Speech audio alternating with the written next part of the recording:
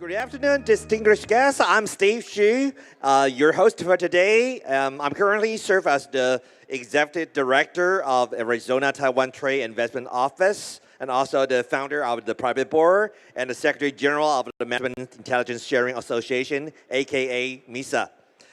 Actually, last month, the Arizona Governor Katie Hobbs visited Taiwan. And during her stay, I had the honor and we have the privilege to organizing 7 different strategic board meetings with 144 Taiwanese business leaders.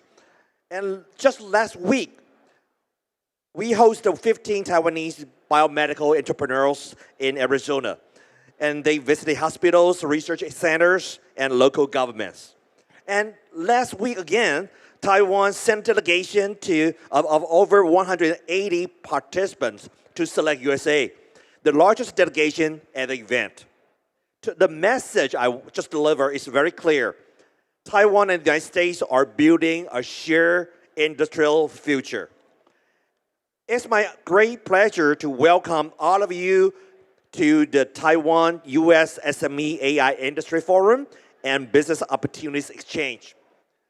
Organized by Small and Medium Enterprise and Startup Administration, Ministry of Economic Affairs, and co-organized by the American State Officers Association, which I belong to.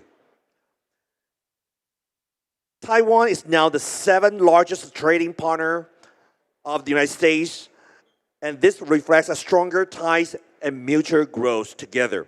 And U.S.-Taiwan initiative on the 21st century trade came into effect last year, and including a dedicated chapter on SMEs. Today's agenda is actually very exciting. We are joined by global leaders like Microsoft, Taiwan, and Qualcomm, and a special panel featuring Taiwanese entrepreneurs and U.S. investors to explore how AI technologies are driving innovations in healthcare, hardware, software integration, and startup ecosystems. Now, before we begin this program, it's my honor to introduce our distinguished guests. As I call your name, please stand and wave to the audience so we can recognize you. Let's give them a warm round of applause. Today's organizer is Li Guanzhi, Director General of Small and Medium Enterprise and Startup Administration. Let's welcome Li Suzhang. And our co-organizer representative is Wang Meimei, Vice President of American State Officers Association, aka ASOA. Thank you, Meimei. And our guest of honor, Paulius Lukauskas from Lithuanian Trade Representative Office is here? Is she here? No? Okay. Okay, it's not here. And today's speaker and panelists, let's welcome Mr. Kai Hua, Chief Technology Officer from Microsoft Taiwan. Welcome. And Mrs. Yvie Tai, Director of Business Development and Lead of Ecosystem Development Program in APAC from Qualcomm. Thank you. And Mr. Chris Cottorone, Co-Chair of Private Equity Committee of American Chamber of Commerce in Taiwan. So welcome, Chris. And Dr. Walter Chen, the Director of a Smart Healthcare Program Platform, Far East Medical Electronics Technology. Welcome. And Gordon Xu. Gordon is the BILINK coach of EMILY.RPA. Let's welcome Gordon. And I am Steve, and I and Sandy are representing Arizona State in Taiwan. And it's not only Arizona. Today, the 24 U.S. states have established their trade office and investment office right here in Taiwan. Many of their representatives are now in this room today. So if you are curious about the opportunities about the United States, don't hesitate to talk to them during the break, and they're here to assist you. May I now invite all the representatives from ASOA, the American State Officers Association, to please stand up and give the wave to the audience, please. Our members from ASOA. Thank you all.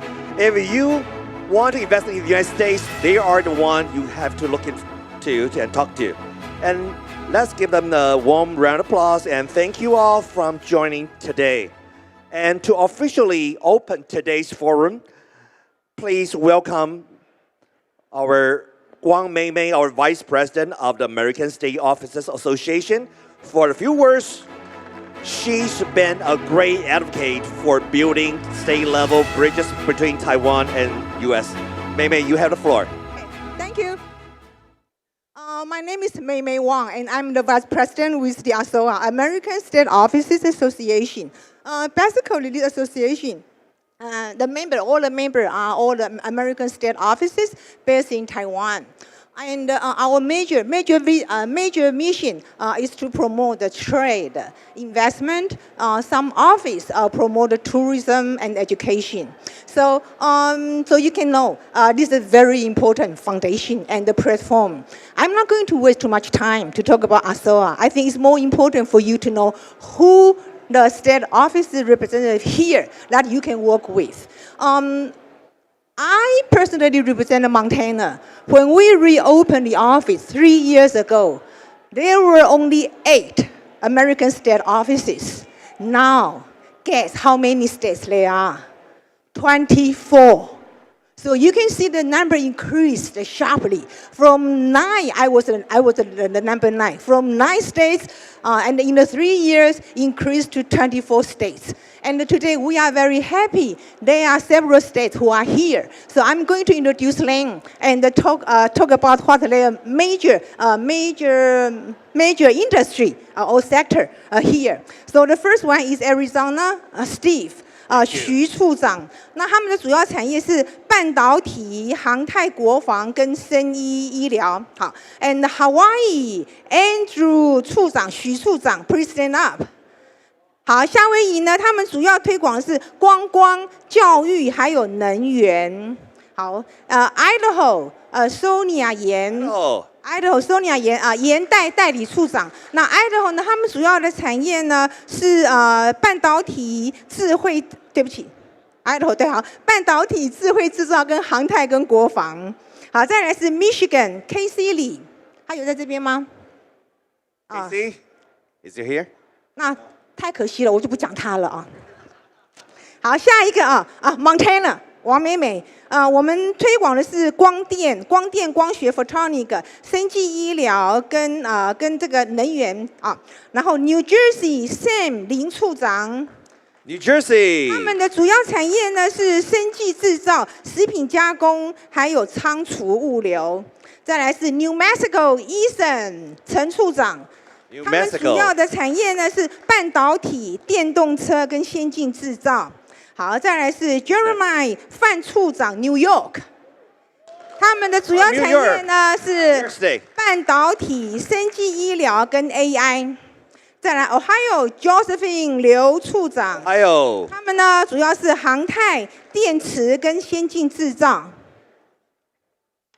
再来的话是Texas 好像也不在这边，对不对哈？好 ，skip。Virginia Sarah 刘处长。Virginia is here。我刚刚有看到他哦，他刚刚有出现，他现在可能刚好去洗手间，好，没关系。Virginia 呢，他们主要的话也是有航太、有半导体跟汽车啊。再来是 Washington Irene 蔡处长，他们主要呢是航太、AI 还有生技医疗跟健康照顾啊。好，再来West Virginia Ricky 李处长。他们的主要产业呢是化学、汽车跟航太。The last but not the least, Wyoming Chester 猪，他们呢能源、中小企业跟生技医疗。好 ，so you know who we are and 我们现在在这边的办事处呢，我们有些人有把资料放在门口那边。那但是呢，我强烈的鼓励各位一定要跟我们这些办事处换名片 ，because we are here to serve you and we want to play a very important platform to help promote all the relationship between Taiwan and the USA 啊。所以我就不多讲了啊。那希望各位都要把握今天的机会，跟在场的每一个州政府办事处来联络。And I wish you all have a wonderful event. Thank you. Thank you. 谢谢美美. Thank you, 美美. Please be seated. Next, we would like to invite our Director General of Small and Medium Enterprise and Startup Administration, 我们的署长李冠志，李署长。Thank you, Chris. All the distinguished representatives from the American state offices, Mei Mei and Chris, the MGM Taiwan, co-chair of the Private Equity Committee, and our distinguished speakers from Microsoft and Qualcomm. Very delighted and also very honored to represent SME and the Startup Administration to join today's US-Taiwan SME Forum, particularly on the AI industries. Premier, just in the opening remarks of the InnoVEX this afternoon, just mentioned today, I think is a very important day in the computer industry this year because Computex opened this morning and also InnoVEX opened this afternoon. And also we also playing with the ASOA, with the, our National SME Association to organize this afternoon forum for quite a long time. So I just came back from the Select USA Investment Summit. And Chris mentioned we are also the largest delegation among the world to support, to invest, and also to deepen the industry collaboration between two countries. Taiwan is the powerhouse of innovation and also the industry R&D, not to mention our very particular technology in the advanced manufacturing, in the R&D, especially in the development of the AI.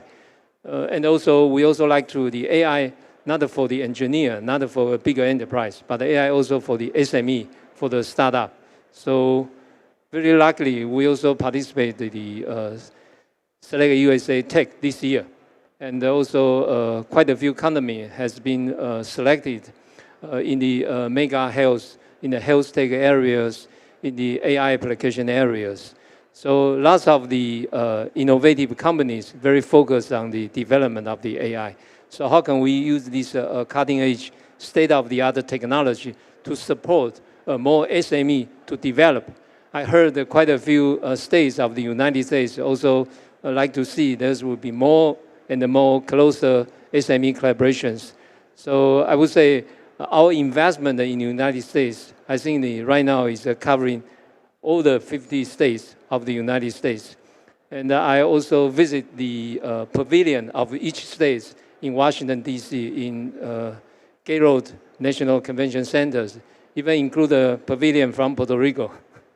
And that's also very impressive about how American states eagerly to attract and also to form a larger SME and industry collaboration with over the world, especially with Taiwan. So some clear message I also like to see the representative from the state office also can convey back to the government. Taiwan is a very important and also reliable partner of the United States. And we co-shared a very close economic and the trade and the industry collaborations. And also we buy a lot. We buy a lot. I think more than your statistics from the countries. And also in the particular, in the service industries, lots of collaboration in the fintech, in the insurance, also in the software, ICT services. So lots of these collaborations also to already pave a very solid and robust foundation. So that's looking into the future, and we looking forward to build a more flexible and more resilient industries and also the SME collaborations.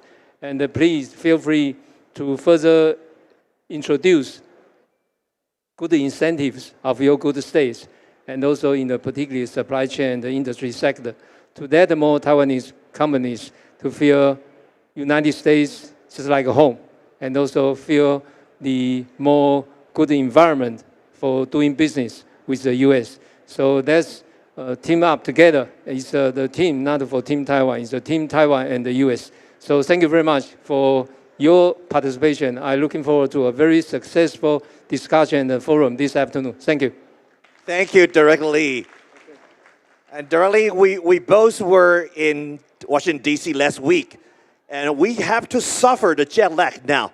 But we don't want to suffer the lagging behind of the mega trend of the AI industry. Hey, Mei, do you want to say something? Okay.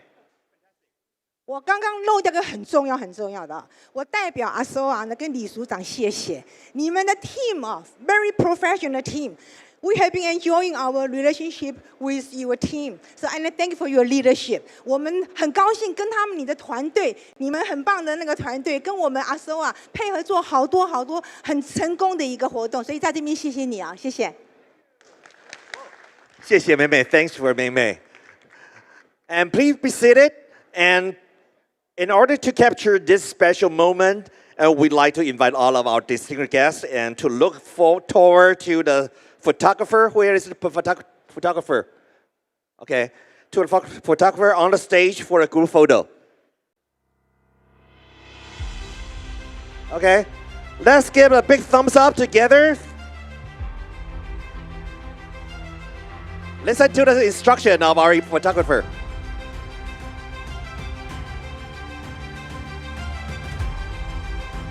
Okay, is that okay? Okay, thank you. Thank you all. Let's get a big thumbs up together and thank you for your participation. And our first keynote speaker now is Kai Hua, right? Kai Hua, our next event or the keynote speech. Kai Hua is the CTO at Microsoft Taiwan. And his name Kai Hua and literally means blossoming flowers, right? Okay, yeah, that's in Chinese. It's a name full of meaning and also optimism. And indeed, now spring has arrived, right? Now we're seeing spring and the flowers are blooming. So it's a perfect symbol for Kai Hua to give us the first speech, our keynote speech, to show us this the great new opportunity. Great new season for Taiwan and the United States to work together to grab the new opportunity in AI era. Let's welcome Kai Hua.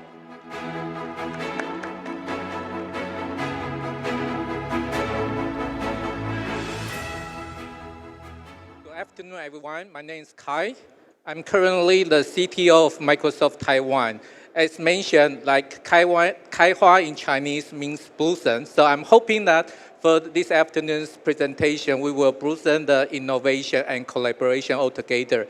So today, I'm super happy to share the idea or the topics for next generation healthcare, which we will explore the important intersection for AI, cloud, and cross-border innovation.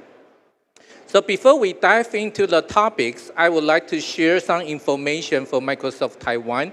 Honestly speaking, we are celebrating the 50 years old for Microsoft. And in Taiwan, it is now 36 years old. And right now, we consist of more than 1,000 employees in Taiwan and working with more than 3,600 partners helping our customers in Taiwan. And we working very closely and actively with 30 million developers in Taiwan for all the technology development. And like a few months ago, we performed a very official evaluation for the GPT.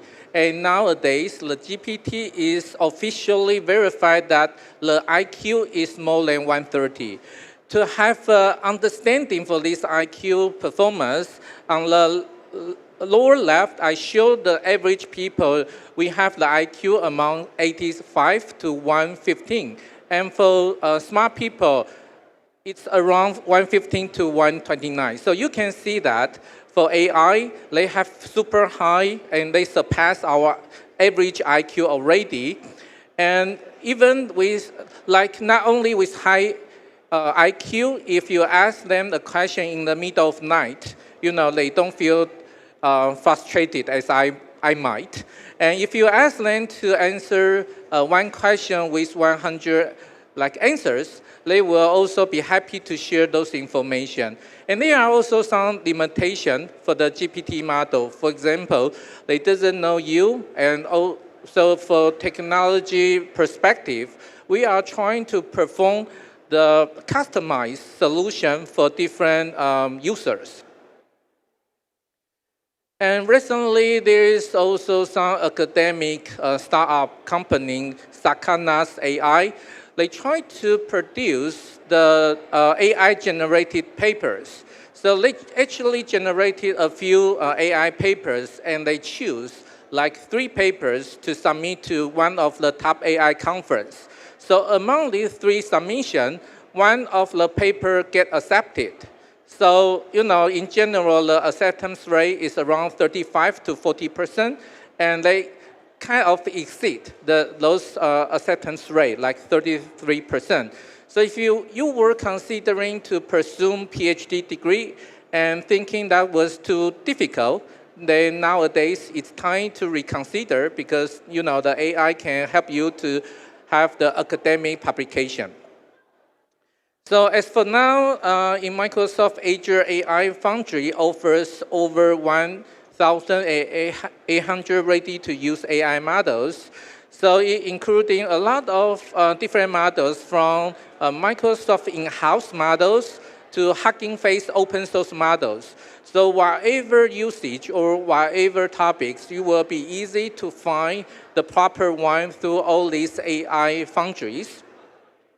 And then also, from business side, we see that for every $1 a company invests in generative AI, the return on investment is around $3.7. So as compared to last year, it was like $3.4. There's a little increase for those investments. So it's also about the time to see how generative AI can help not only ourselves, but also for the company.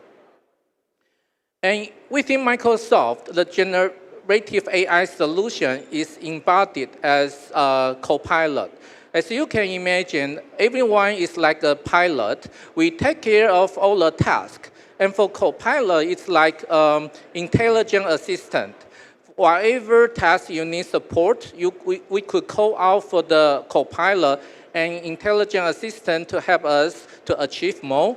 And by achieving more, like the fundamental result will boosting the productivity, reducing the burden, creating new values, and personalizing the experience. And by all this, they can also increase the investment, like the return of those investment. So in the past, we rely on ourselves for our minds, for the tools like pens, and also for our hands to perform the everyday task. Nowadays, we have Copilot, the intelligent assistant, to support us to achieve more. And envision the future. Basically, for this year, we are trying to develop the multi-agent solution. For this multi-agent solution, you can imagine that in the future, you have like a bunch or a multiple AI assistant, and they will be able to help you to perform the more autonomous workflow, and then you will be having all these AI agents to perform a lot of things to help you achieve more. And with this, you can also think that the ceiling and roof of human capability has been raised. In the past, maybe you cannot speak in Japanese or Spanish, but nowadays it's not an issue for you because generative AI can help you to do that. And also, because of this, like the empowerment, the impossible for our capability are also extended. Nowadays, we can also do more things with generative AI supported. And looking into the healthcare application, few months ago, they also performed the U.S. medical license examination, and through that examination, GPT also passed the USMLE. Now, the GPT is not only with high EQ, but officially they can be a doctor passing the exam there. The fundamental for this generative AI application is like interactive voice response. So in the past, there is always hierarchy menu. We need to answer question by question, and then at the end, potentially we can gather the answer that we want. But nowadays, the generative AI employ the natural language capability. So once you ask a question, then they will easily and automatically provide the solution to you, and it's in a more direct way, so you will be able to gather those information much easier. And this is a partner with Nuance, which is acquired by Microsoft. By this implementation, we have the generative AI solution along the doctor and patient consultant. So in the past, when the patient consults with the doctor will have to spend a lot of time writing the documentation. But nowadays, with generative AI, automatically they record the information and summarize the consulting information altogether. So they save a lot of time, and the doctors are super happy with the implementation. And also, through the AI-empowered intelligent assistant, they will also in the background provide certain suggestions for the AI to see if there are some further questions the doctor should ask for the patient. And this is another example.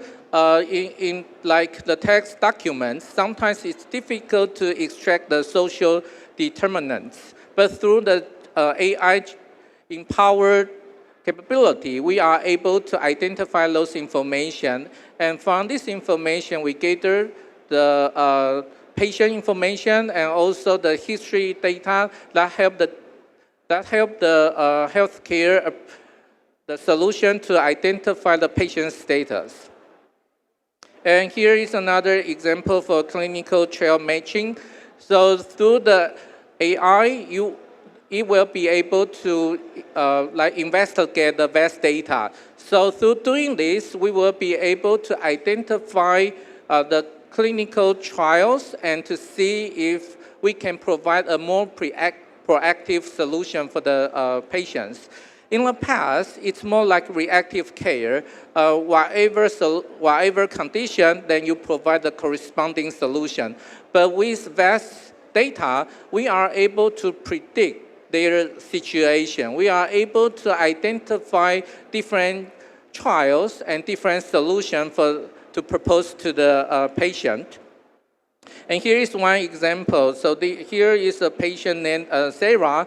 And for Sarah, we identify her status through the clinical trial. And through these trials, we identify the potential possibilities from other patients.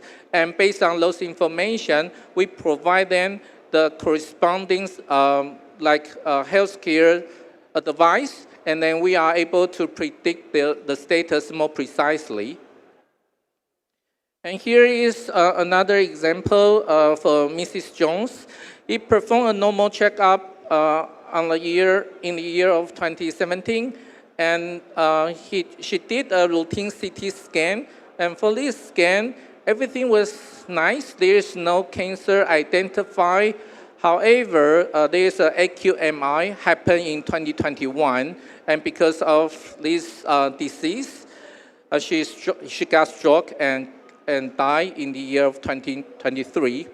But with AI empowered, while the current CT scan, with the academic help, we are actually able to identify more further information. For example, if we perform the deep learning check, they will be able to identify through this CT scan, they see the cardiovascular disease. And based on this we will be able to perform the predictive judgment and to help the patient to perform more intense checkup. And so by doing this, we can identify the risk for cardiovascular events, and then we can screen and help the patient to have a better lifestyle change. And by doing this, then the patient will have a more healthy life. And here is another example. This is project in the eye. For this, we are able to identify the tumor segmentation for all the tumors. In general, it's a very troublesome and time-consuming task. But with this open source, you are able to get the help to identify the segmentation automatically. And here is another example, Project AMA. It's a UK-based solution collaborate with Microsoft.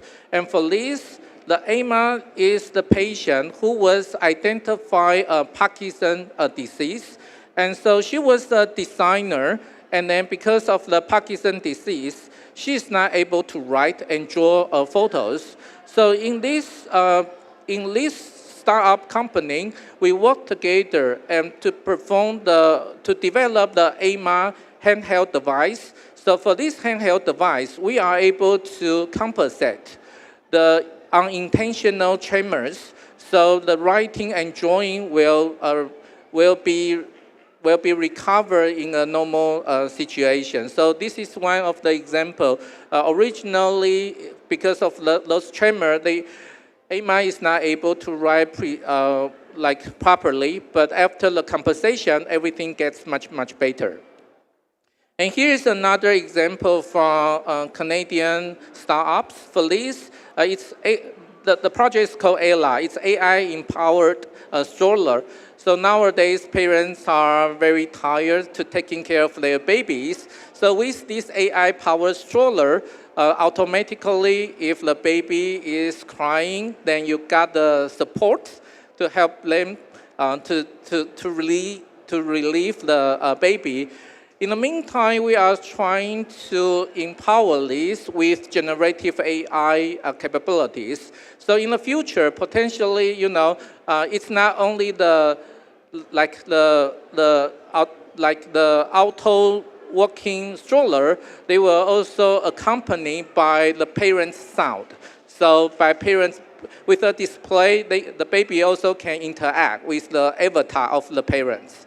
So the baby will feel much comfortable and more secure.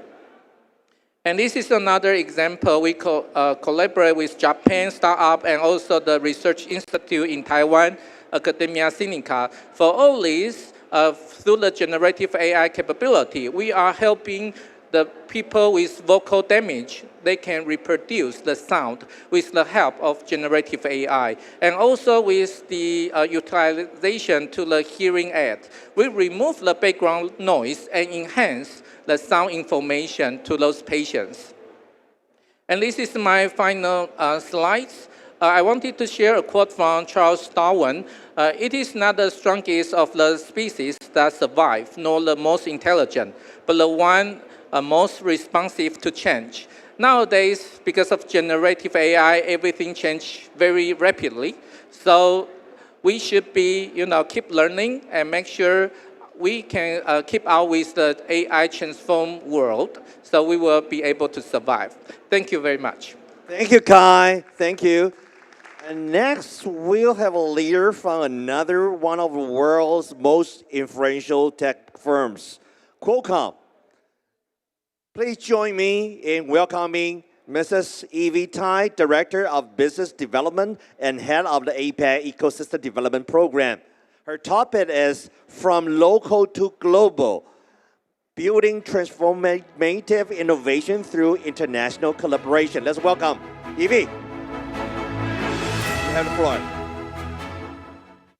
Hello. Thank you. And hello, everyone. My name is Yvie. I am the Director of Business Development and also Head of our Ecosystem Development Programs in Taiwan and APAC. I'd like to thank you, DGD and the MOEA teams for invitation, for me to be able to share how we support the startup ecosystem in Taiwan and fostering the AI innovation and how to building the transformative innovation through the collaboration with Taiwan and our U.S. headquarters. So I think Kai shared that Microsoft is a 36-year-old. So we Qualcomm, we are a little bit older than Microsoft. We are turning 40 years old this year. And in the past few years, I think many of the people learned about Qualcomm. We are US-based companies, and our founders started our company working on the quality communication. So that's why our company name is Qualcomm. But actually, in the past 40 years, we have been trying and driving the technology by our compute, connect, and communicates.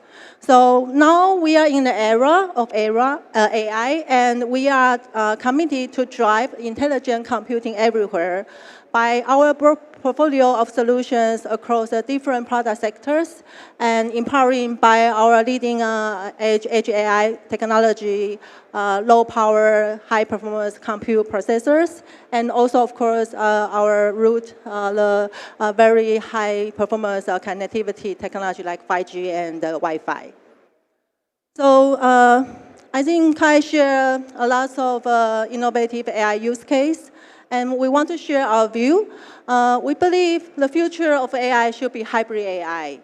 Of course, the training should still continue to work on the cloud, but we are seeing lots of innovative use case bring in the AI inference to the on-device, including phone, AI PC, automotive, and all kinds of IoT devices. And this is the architecture that we think it will be most scalable, considering the cost and also the energy efficiency. So there are also other benefits of running on-device AI. For example, the privacy in a lot of industries like healthcare and enterprise, they prefer their data on-prem.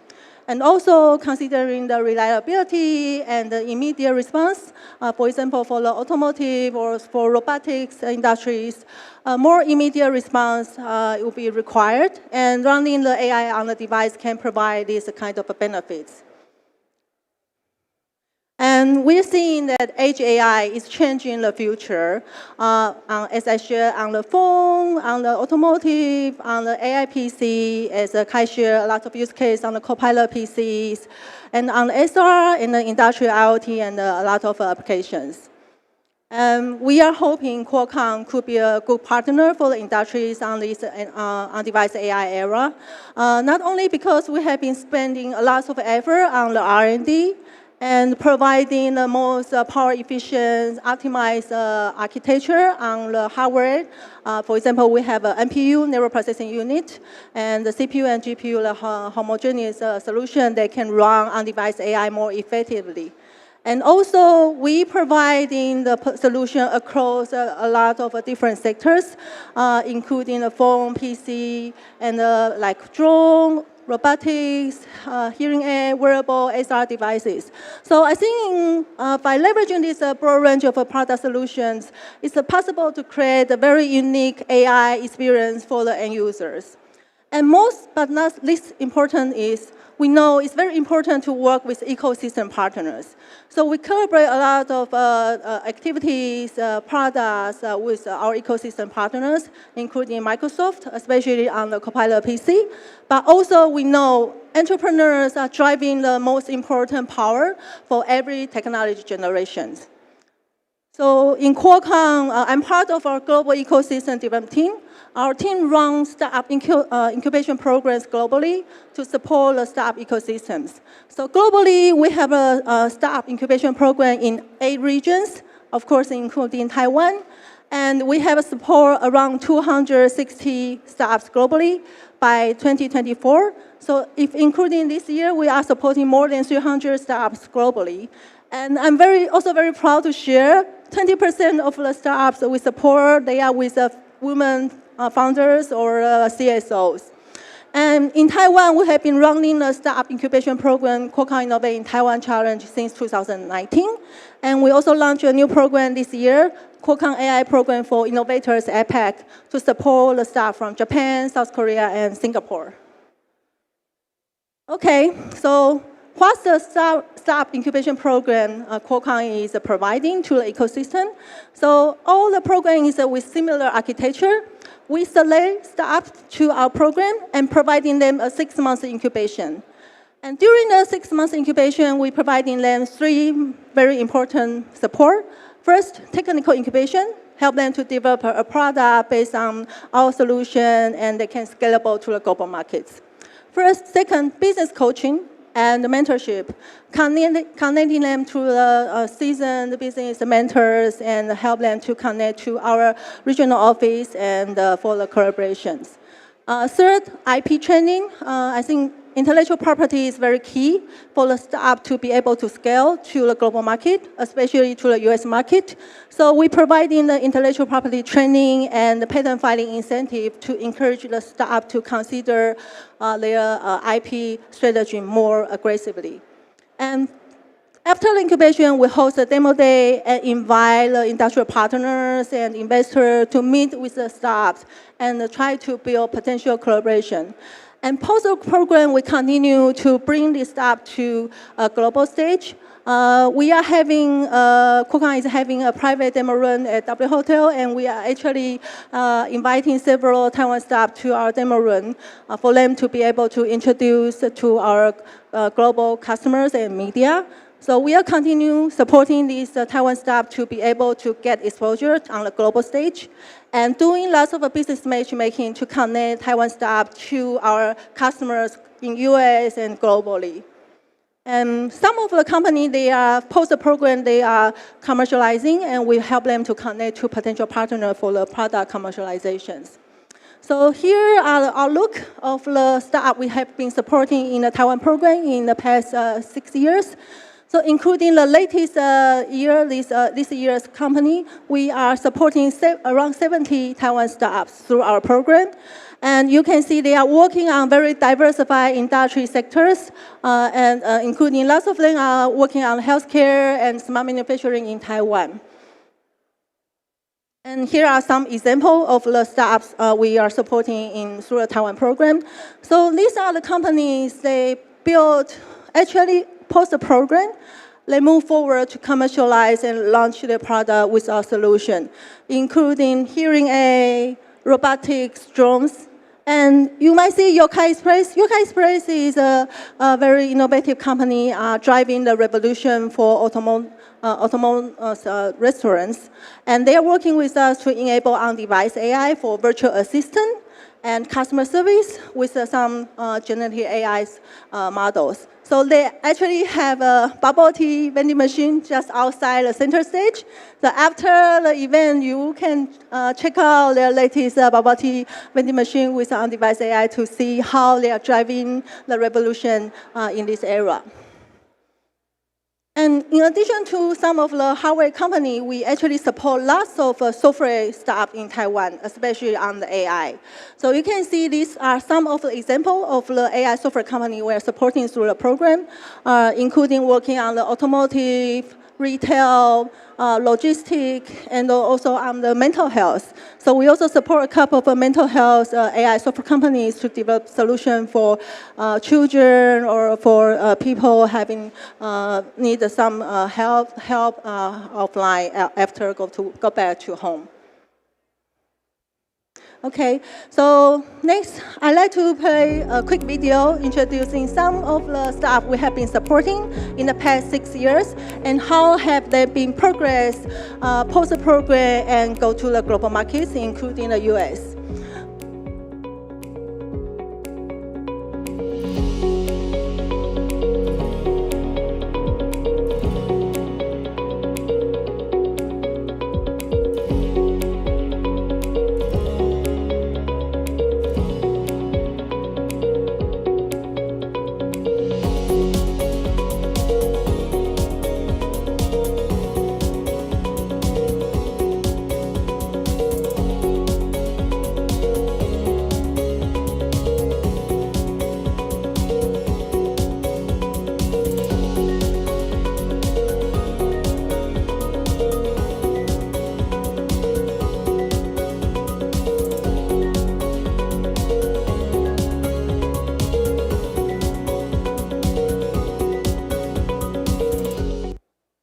I think the last example is EMILY.RPA. They are also invited as one of the panelists who are going to join the stage later. So I hope they can share more on how they see the Gen AI can help on the customers for the enterprise use case later.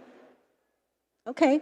And as I shared, our program mainly provides three main support: business coaching, technical support, and the third one is IP training, because we think IP is very key to drive innovation and for the business commercializations. So I'm very proud to share, we already see 470 patent applications filed by the 60 Taiwan staff we have support in the past 6 years, and they have filed patents globally in Taiwan, US, and other global markets. And in addition to our startup incubation program, we do see the intellectual property rights protection is very key for the SMEs and the startup to be able to scale to the global markets. So we actually launched several IP training programs globally. And in Taiwan, we just launched this L2 Pro Taiwan, Learn to Protect, Secure, and Maximize Your Innovation. This is a free online training, IP training platform, open to all the SMEs and the startup. And the training program is delivered in Chinese, but with English subtitle. So we gather feedback from some foreign entrepreneurs how this program is helping them to understand more on IP policy and to develop the IP strategy in Taiwan and globally. So I want to invite the attendee, if you're interested in to understand more on IP practice in Taiwan and globally, especially from the SME and the staff's perspective, this could be a good program for you to consider. Next, I want to close. I think we are now just entering a new era of AI, and lots of new opportunities, new different use cases are evolving. And we are very honored to be able to support and engage with ecosystem partners globally, especially with the startups. By working with them with a very diversified product and solutions to drive on-device AI era. And I'm hoping we can have more conversation about how we can collaborate further on the Taiwan and the US collaboration, especially with this Taiwan startup. Thank you for having me. Thank you, Yvie. Thanks for your insightful presentation. Please stay. Stay on the stage, Yvie, as we now move to the. Okay, it takes some time, so please be seated. Sorry, Yvie. While our staff are setting the couch and tables, Yvie, just for information, you mentioned that 25% of the entrepreneurs in your program are female, right? Yeah, such an achievement that a lot of entrepreneurs now female. Just for your information, you should come to Arizona. You know why? Because our governor is a woman. Our president of Arizona Commerce Authority is a woman. Our city mayor of Phoenix is a woman. And our vice mayor of Phoenix visited Taiwan yesterday is also a female. So I accept the invite. yeah, please, I invite you. And also, my wife is a woman. I have 2 daughters, and my colleague Sandy is a woman. I'm minority, you know. So please join us, okay, to see that we got not only Arizona, but different states. We have a lot of resources. Each state have different resources and programs. And what I know that for Qualcomm, not only in Taiwan, you have this kind of program in different countries, right? Yeah, we have this program in India, Vietnam, and Taiwan and APAC. And we also launched a new program in Saudi Arabia. Okay. That's a rich country. Lots of new opportunities there, yeah. Okay. It's all set? Okay, now we dive into our panel discussion. Where's my seat? Here, right here. So now I would like to dive into our panel discussion session, Taiwan-U.S. AI collaboration, practice, partnership, and possibility. I'm now continuing as the moderator for this panel session, and now I would like to invite our fellow panelists and to join us on stage. Kai, please come to the stage. And Yvie, let's have a big round of applause. Welcome them. And Chris Cottorone, the co-chair of Chen Taiwan's Private Equity Committee. And Dr. Walter Chen, please welcome the director of a smart healthcare platform of Far East Medical Electronics Technology. And Gordon Xu, RPA coach from EMILY.RPA. Okay, welcome. Let's be seated. Let's welcome. Okay, now we come to our panel discussion session. You got the water and also the microphone, right? Okay. Let's explore now how Taiwan and United States can work together and to scale the real AI applications beyond just buzzwords, but also but we really want to go into the real world use cases. And there are several topics we want to discuss. First, we have seen Taiwan's SMEs export over 48 billion US dollars to the United States. That's a huge number, particularly in ICT, electronics, components, and smart manufacturing, highly complementary areas with strong AI potential. So my question is, what's the core value of Taiwan-U.S. AI cooperation? I would like to you, Walter. Well, I don't invite you to the first one to speak. How Taiwan and the United States can work together. Hello. In AI. Right. Taiwan. Good afternoon, everybody. I'm Walter. The core value of the Taiwan and U.S. collaborations. Number one is Taiwan has been very successful in the production or the manufacturing, the items need for the AI development. And United Nations have... We're manufacturing, we are good at that, right? Yes, so it has been very supportive for the US to go ahead with the AI innovations. So that has been very clear that. And then we are benefiting each other. That means the mutual benefits. US would be lead in the innovations and the Taiwan can be mass production in behind. So that we have the also impact on the economic growth as well and also the technologically improving forward. Thank you. Okay, and you are specialized in healthcare, right? Yes. Smart healthcare. Yes. What do you think that the Taiwan's not only the manufacturing capability, but also our healthcare system is quite good, right? Yes. But is that a complementary to the United States healthcare system, their expertise in this area? The AI is very helpful in the service component. For the moment, I'm also taking care of our companies in the service part because company has their service and their productions. So one is that our company have started in 2009 with the home care, with they developed the 5G that for the people staying alone at home. So if you use that machines that the blood pressure, whatever they check, it will automatically upload it to the company's cloud. And then we have the call center, and then the registered nurse will be monitoring. So if something alert, the value is so high or so low, they can immediately contact to the patients and then maybe dispatching somebody to see at home what's happening.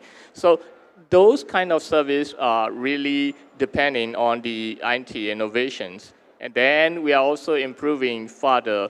The first generation is using the cable line of the telephone, and later we upgraded to the 5G systems to be much faster and then effective way of taking care of the patients. That's for the service. And also regarding the products, we are also using the IT equipped with the medical devices and then selling to the hospital as well, and also the IT platform. Firstly, within the Taiwan, and then now we're expanding to others, the Banjiaoguo, and also the Southeast Asia country under the policy of the southbound, the new southbound policy. Okay, actually, last week when we were in Washington D.C., the Select USA, I talked to several United States friends in the industries, the friends. They said that not only Taiwan, Japan, or the United States or Europe, for those developed countries, now we are all in the Asian population stage. So, and also, we need a lot of elder people need to be taken care of, but most of these countries don't have enough nurse to take them. Take over them. So it's one of the major problem for the developed countries. We may need that the AI and also plus this machine, those maybe robot in the future to take care of part of the job for the human being that taking care of the elder people, right? Sure, yes. Now Taiwan has been entering their super aging, right, already. So it's very necessary of those services. Right. Okay, thank you. And also would like to ask the same question to Kai, the CTO from Microsoft Taiwan. You know, you use your platform to support many Taiwanese companies, not only the startup, but also the SMEs. And in this area, what do you think that the core value of Taiwan-U.S.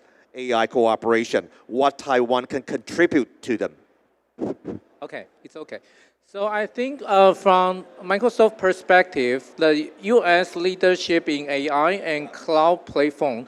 So what we can leverage the U.S. resource is like the technologies. From the technology side, we can embrace the cloud solution, and also there are so many AI solutions, as I mentioned in the talk, from the Microsoft Azure AI Foundry, we do have more than 1,800 models. So for those AI-powered solutions, it's easy just to utilize those solutions from those cloud platform. On the other hand, as we mentioned that the aging society in Taiwan, from the statistic, we noticed that by the year of 2035, Taiwan will be, the lowest birth rate in the world. Yeah. So we are facing the most challenging issue for that. So I guess from the healthcare situation, because all the data are interoperability, so we are able to co-develop the solution with the U.S. and Taiwan clinic all together. Yeah. Okay, so actually, I agree with you, Kai. Applying AI technology in the healthcare industry, not only because the business opportunity, but actually it's for us. In the future, when we're getting older, nobody can take care of us, right? We need to find a solution, right, for Taiwan and also for the United States. Right? Yeah. So also, I recently noticed one startup company they combined a software AI solution. Software AI solution. And integrate with their robotics. Robotic, okay. So in the future there will be AI not just for algorithm. There's a real physical world. Yeah. A robot to help us for this aging world. Neuron. Okay. Thank you. And also, next one, I want to invite Gordon, because you're from RPA Coach. You are mentioned in Yvie's presentation, right, from EMILY.RPA. Yes. I think U.S.-Taiwan AI cooperation is valuable because we have different strengths. Taiwan is good at hardware, like semiconductor and AI PC or AI server. And the US is strong in the AI software. And now the company want to use AI on the local device. This is called edge computing. And this is a big trend. And when I support a client, I support a client and in solving a wide range of issues. And I also observe that with the rapid advancement of AI and the emergence of new technology. And more and more of them are integrated with RPA, and this is helpful for us to offer more helpful and effective solution to our client. Okay, thank you, Gordon. If AI is the solution to solve the problem, and if the United States is the market we should enter, the next question is, is there any challenges or barriers or obstacles we should conquer in order to really to Taiwan and the United States partners can really work together? And I would like to invite Chris to answer this question first. Thank you very much. It's a great question, and also thank you for letting me be here today. You know, I think we have to look first at the positives. Taiwan's model, which is a lot of OEM and ODM, really works with a lot of countries, actually. I mean, because I've been here in Taiwan 30 years now, and I've been in the field of investment since 2008. I've met probably 1,200, maybe 1,500 companies, mostly small, medium-sized enterprises, mostly all Taiwanese. And I think the thing is that they really only focus on one thing, which is trying to make their customers successful, their clients. So that's a positive thing. I think if you're talking about the challenges, though, of course, being small, medium-sized enterprises, often family-run businesses, then you see some of the obstacles they face when they're going into a big market like the United States. One, remember, they're dealing with a market which is also facing talent shortages and skill shortages in terms of engineers. Yeah. So I think one thing that I would recommend a lot of SMEs that are working in the United States and trying to follow their clients, like or their partners like TSMC there, is they should focus on the talent and also the leadership and development of the talent. Because remember, I think the United States is trying to cultivate that as well too. So they need to overcome that. I think the other thing too is a lot of times, you know, Taiwan, we tend to try to work with the people we know, we work with the financiers we know, but when you go to the U.S. market, I think the big thing is there's a lot of resources there. Certainly it's the deepest capital market in the world. We know that from the financial industry. So what you can do is obviously try to look for those professional services because those ones will help you get there. I'm a member of the American Chamber of Commerce in Taiwan. Okay? I'm on the private equity committee. We spend a lot of time on advocacy, working with government officials, working with state offices, you know, to try to make sure that we get the policies changed that will benefit U.S. and Taiwan firms. And I really do recommend that, especially at this time. You know, we're in a whole new era under Donald Trump as president. Whether you like him or whether you have some problems with him, I'm kind of in the middle. I like both. You know, I like people who have very different views. He's definitely an innovator in many ways. The issue is that we need to come up with policies and get things started now. Because remember, every day is different in this administration. And that means both in opportunities and challenges. So I think for the Taiwan firms, I think they really need to get involved for grouping together. Taiwan firms have been very, very good on two things, I think. One is, and we see this now with the semiconductor industry, they spot the technology trends years before anybody else does. And they get involved and they pick well. And then the other thing they do very well is when they go in these other markets, they try to work together. But they need to broaden that group out. They need to expand that group out and work with chambers of commerce, you know, work with officials that they go to in these states. Remember, you have 50 different states with different governments. Remember a few years ago, we had a very big Taiwan company, went to a state, was going to do panel manufacturing. It didn't work out. Okay, so if the big companies face those challenges, you can be sure the small, medium-sized enterprises face them as well too. So to hedge your bet, don't try to do it alone. Okay, become members of organizations which will help you become more successful. Thank you. Cross-border collaboration, we're talking about that. It's not just about the technology, right? What you mean is really not just the technology. Evolves regulations and cultures, managements, and also business models. So not for SMEs in Taiwan, when we're looking into penetrate the U.S. market, there's the biggest challenges. It's not only the technology we are good at. Taiwanese are proud of that we can make things. And Mark John, the chairman, the founder of TSMC said the globalization is dead, right? But I'm part of not agree with that because maybe for many international conglomerate company, the globalization is dead. But for Taiwanese company, the globalization is just the beginning. We need to learn how to manage the company, manage the market. It's a whole new lesson for us to learn. So we have to learn from the big companies and also there's a best practices. So I would like to ask the same question to Yvie. And what do you witness any challenges or barriers for Taiwanese companies? And what's your solution or suggestion to them? Okay, thank you. So I think for entering any new market, the first thing is I echo to Chris sharing is about the customers and the need. So are you providing a solution that really the target market you are going to is really addressing the problem and the customer need? If you really do research and also you are really confident this is the place you need to go, then you go to how to implement it. So from my view, I think it's echo to what I have been shared, how we support the Taiwan startups. 3 angles when you to enter a new market: product, business engagement, development, and IP. For product, I think for Taiwan, speaking of Taiwan, we are all very proud. I think everybody will agree we have a good talent, R&D talent here, good supply chain and manufacturing partners here.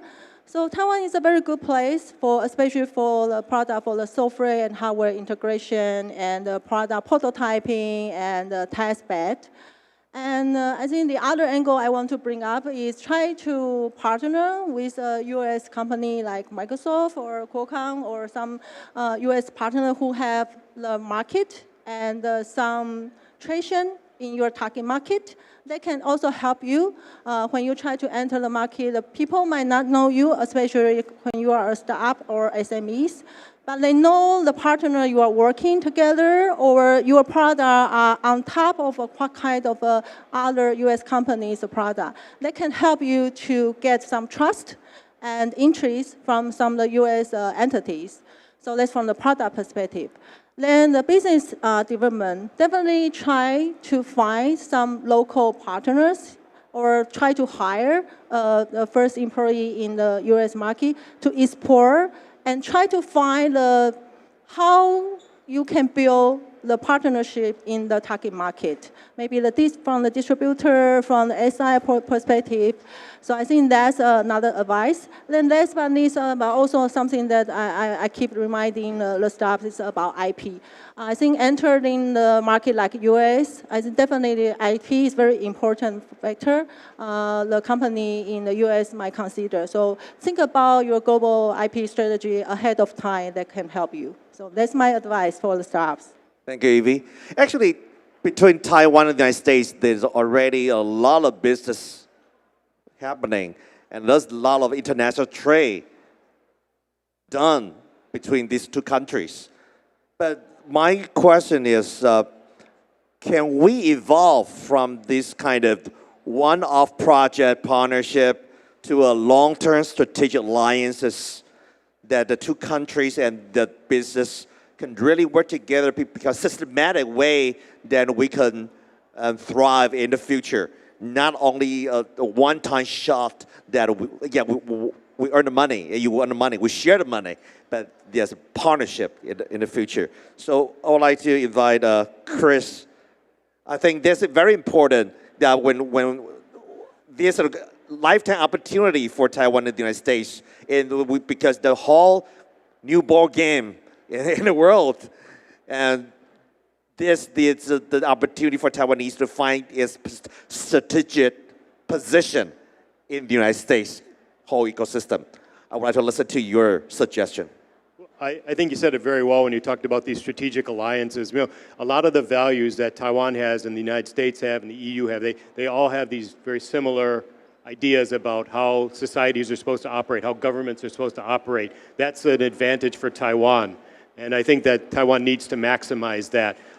Just this week, we heard the president of Taiwan give a presentation or an interview with Japanese media talking about the importance of a democratic supply chain, a non-red supply chain. That will become increasingly important because we're talking about AI. Remember, AI is not a PC. It's not a peripheral just helping people. It can replace people. Mm-hmm. And as Yvie said too, you know, you're talking about the United States, which is very heavily involved in IP, which respects human rights, okay, and they want to be able to use and partner with countries that understand both the potential of AI and also the challenges of AI. And I think Taiwan's best suited out of any country to do that because in many ways, you know, I think the companies that are going to benefit the most from AI are small, medium-sized enterprises. If you have 5 people, you're not going to have an AI program so you can lay off 4. You're going to want to use that to make your firm even more powerful. When I was in the internet industry 25 years ago. I was in the tech field for 10 years. It was at the beginning of the internet. And a small company, if you had a website, your company could have 5 people, but from the website, they maybe thought you had 200 because you could provide the services. AI will have that transformational effect for Taiwan. Taiwan with 24 million people might be able to do the work and service of 200 million. And there's the power of AI. But we need to partner with those countries like the United States, which will appreciate that and also will be able to develop it in a much better way so it becomes a real asset for humanity rather than a threat. And Kai mentioned something very important too when we're talking about medical. I was talking to some firms. We invest in some biotechnology firms here. You know, the United States has a very big issue. We need to improve our healthcare system. We need to improve our health of our people. AI will do that. AI is probably the one, I think the healthcare industry and the food industries are the ones where the AI will really adding real value to those industries, because think about this, if you're a cancer researcher, with AI, instead of trying to tackle 2 or 3 cancers in a year, maybe we'll do 4 or 5, or maybe even 10. And that will be something the United States will want to work with Taiwan on. So I think these alliances in these specific industries, but also in general on these emerging technologies like AI, will be very important in the future. Thank you, Chris. I would like to ask some questions to Walter. How about your opinion? Oh, yeah. Actually, yeah, we, as you said, there has been a lot of collaboration between small companies, between Taiwan and then the US. So here the suggestion is that why not, first is the market analysis, that which market will be booming. For example, the healthcare is definitely. Second could be the electric car, something.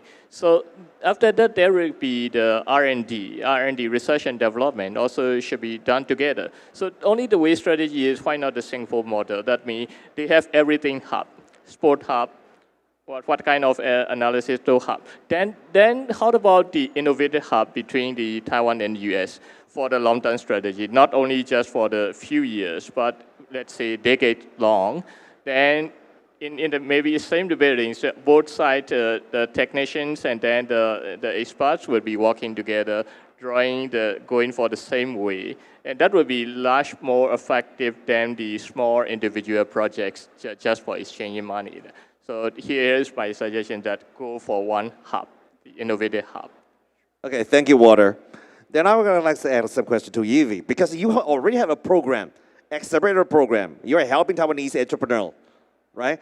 So what your program can offer to help Taiwanese companies to build up long-term relationship with the United States? Do you have any kind of program? Yeah, actually, I would say the program is not only helping the Taiwan staffs, but also helping Qualcomm. So I think we really see lots of mutual benefits of running this incubation program in Taiwan. So that's why we can continue the 7th year.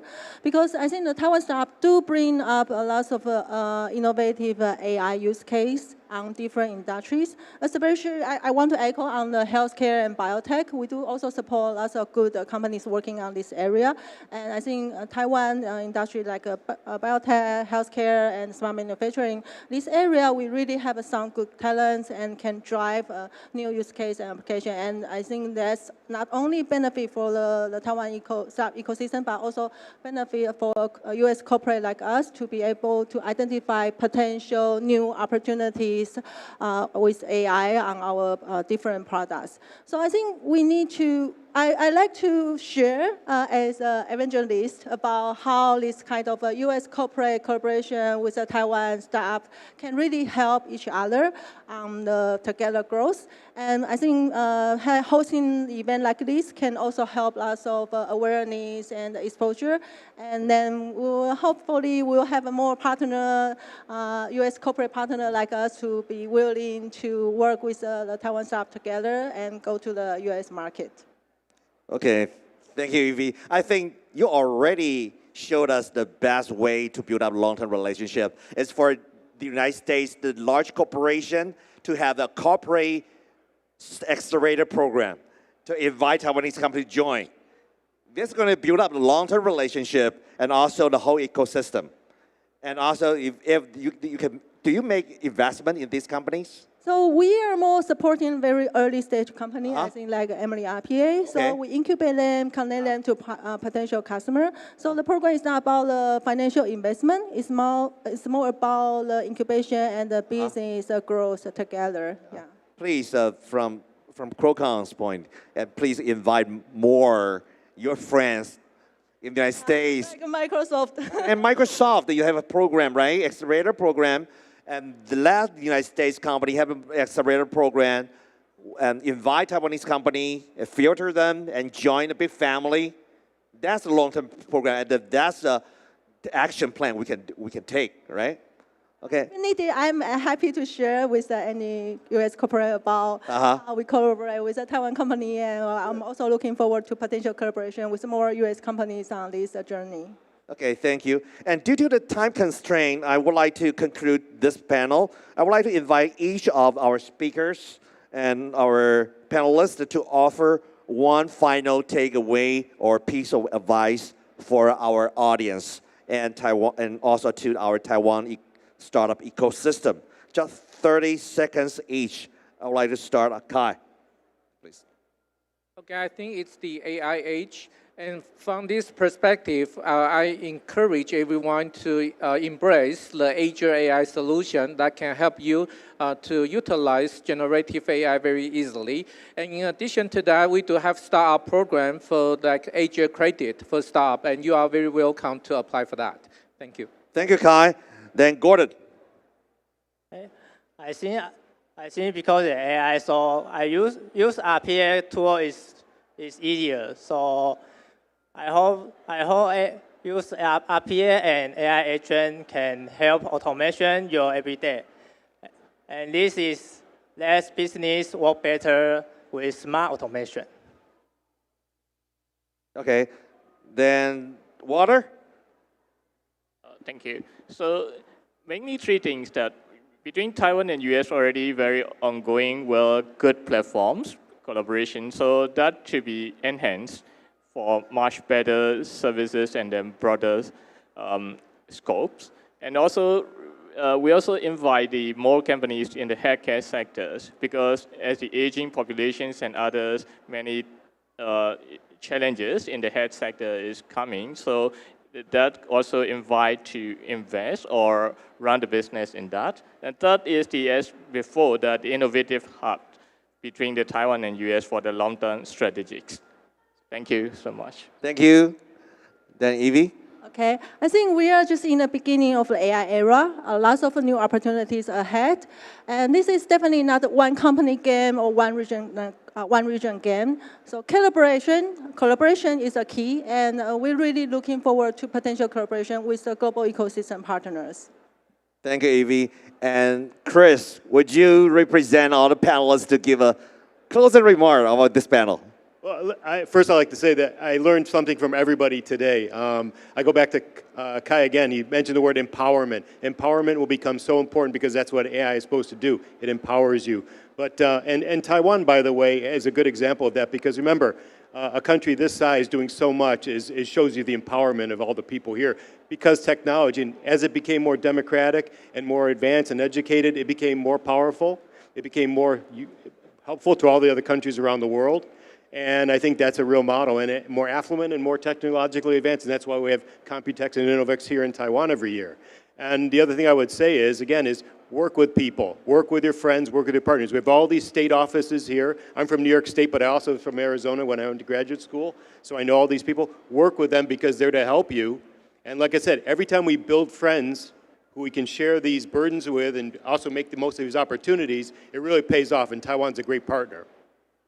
Okay, thank you, Chris. What we have heard today from our panelists is really go far beyond technical cooperation. We really would like to continue this conversation during our later one-on-one business matchmaking session. And let's turn today's discussion, turn today's dialogue into tomorrow's action. Thank you all. Thank you for all our panelists for your insightful and engaging discussion. And now, may I invite everyone to please stand up and come forward for a group photo. and to capture this special moment together.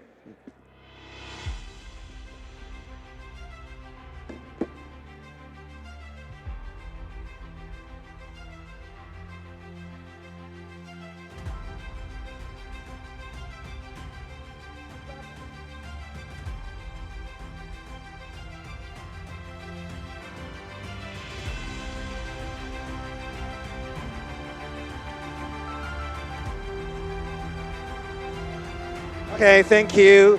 Our staff, all our panelists, our staff will now assist you to returning to your seats. Please, you can return to your seats. Please be seated and as we continue our program.